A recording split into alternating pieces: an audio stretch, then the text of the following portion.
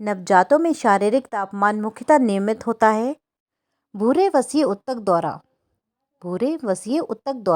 नवजातों में शारीरिक तापमान मुख्यतः नियमित होता है। भूरे वसीय ऊतक द्वारा आज जो मैं क्वेश्चंस आप लोग के लिए लेकर आई हूँ वो सारे क्वेश्चंस बहुत ही इंपॉर्टेंट हैं, पिछले एग्जाम्स में आ चुके हैं और बार बार रिपीट होते हैं, इसलिए वीडियो को अंत तक देखिए। चैनल को लाइक एंड सब्सक्राइब करना ना भूलें। निम्नलिखित में से कौन सा इंजेक्शन एक नवजात में रक्तस्राव को रोकने के लिए सामान्यतः लगाया जाता है? विटामिन के इंजेक्शन। निम्नलिखित में से कौन सा इंजेक्शन एक नवजात में रक्तस्राव को रोकने के लिए सामान्यतः लगाया जाता है? विटामिन के का इंजेक्शन। ये सारे ही क्वेश्चंस पिछले एग्जाम्स में आ चुके हैं और बहुत ही इंपॉर्टेंट से बार बार रिपीट होते हैं, इसलिए वीडियो को लाइक ज़रूर कीजिएगा।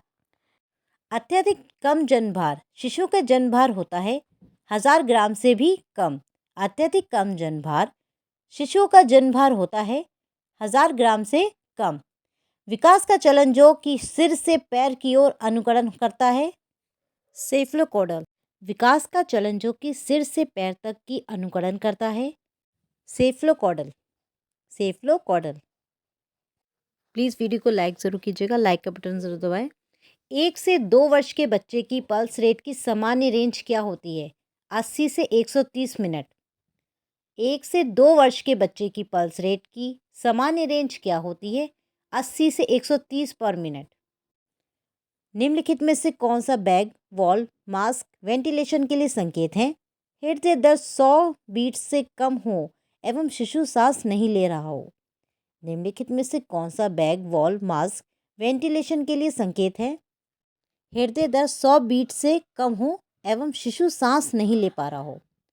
5 वर्ष से छोटे बच्चों को प्रभावित करने वाला मेनिंजाइटिस का सबसे सामान्य प्रकार है एसेप्टिक मेनिंजाइटिस। 5 वर्ष से छोटे बच्चों को प्रभावित करने वाला मेनिंजाइटिस का सबसे सामान्य प्रकार है एसेप्टिक मेनिंजाइटिस। आरोपण के पश्चात 8 सप्ताह तक विकासशील संतान कहलाती है एम्ब्रियो। आरोपण के पश्चात 8 सप्ताह तक विकासशील संतान कहलाती है एम्ब्रियो। अगर आपको वीडियो अच्छी लग रही हो तो प्लीज़ लाइक का बटन जरूर दबाएं। एबगार स्कोर जो कि गंभीर श्वास अवरोधक को इंगित करता है 0 से 3। एबगार स्कोर जो कि गंभीर श्वास अवरोधक को इंगित करता है 0 से 3। दीर्घकालीन प्रसव के परिणाम स्वरूप उत्पन्न नवजात के कपाल पर सूजन युक्त क्षेत्र कहलाता है केपर्ट सगडेनियम।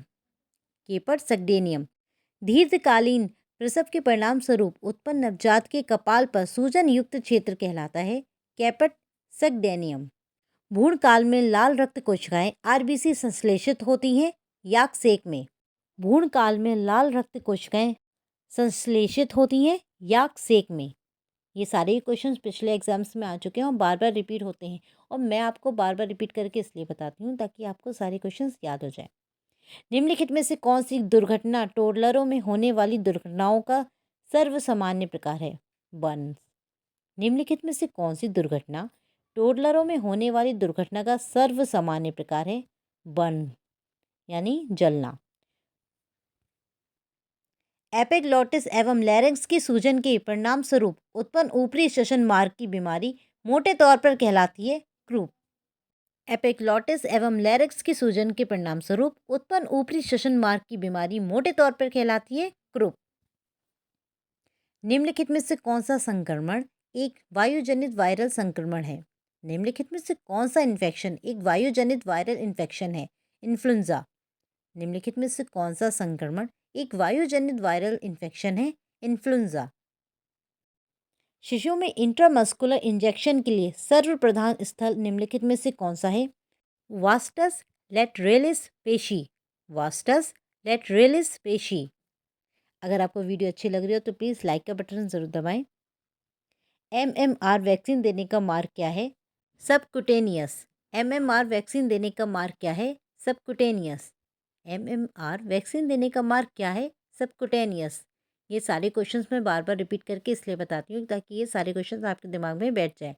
समेकित बाल विकास सेवाओं के तहत पूरक पोषक आहार, टीकाकरण, स्वास्थ्य जांच एवं संवर्धन सेवाएं निम्नलिखित में से किस आयु के बच्चे के लिए लागू हैं?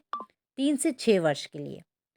समेकित बाल विकास सेवाओं के तहत पूरक पोषक आहार, टीकाकरण, स्वास्थ्य जांच एवं संवर्धन सेवाएं निम्नलिखित में से किस आयु के बच्चे के लिए लागू हैं?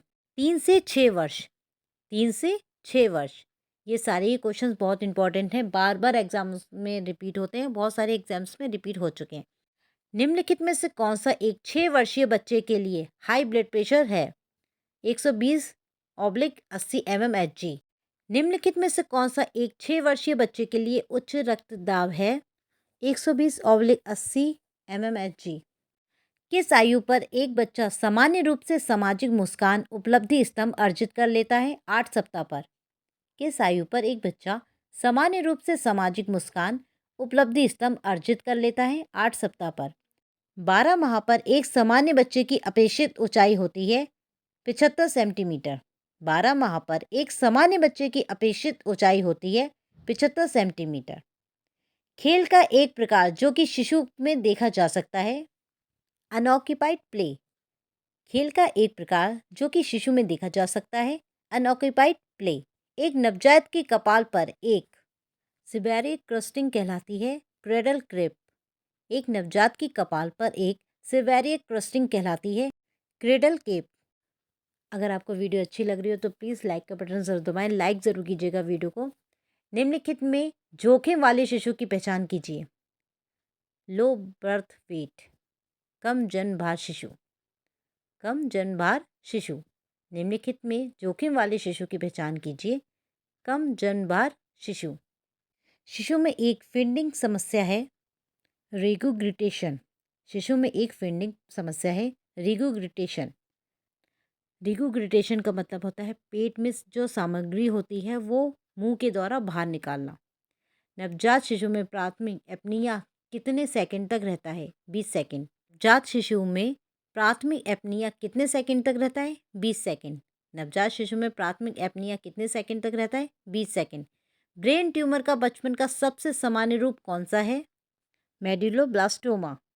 ब्रेन ट्यूमर का बचपन का सबसे सामान्य रूप कौन सा है? मेडुलोब्लास्टोमा। मेडुलोब्लास्टोमा।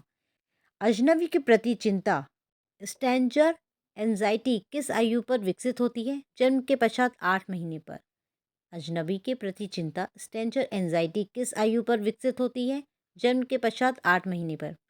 आशा करती हूँ जो मैंने आज आपको क्वेश्चंस बताए आपके काम आएंगे, आने वाले एग्जाम्स के लिए यूजफुल साबित होंगे। तो प्लीज़ वीडियो को लाइक, शेयर एंड सब्सक्राइब करना ना भूलें। Thank you.